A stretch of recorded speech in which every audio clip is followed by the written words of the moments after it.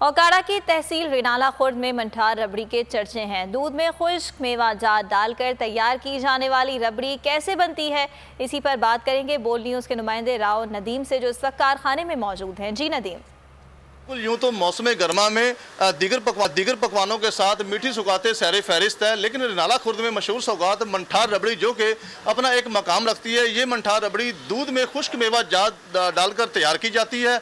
मैं इस वक्त मौजूद हूँ एक कारखाना में, यहाँ पर बड़ी मिकदार में मंठार रबड़ी को तैयार किया जा रहा है। मेरे साथ कारीगर भी मौजूद हैं, इनसे हम बात करेंगे। जी आप बताइएगा मंठार रबड़ी क्या चीज़ है और कैसे ये तैयार की जाती है? मंठार रबड़ी इलाका भर में अपने जायके, लज़्ज़त और मेयार की वजह से मशहूर है।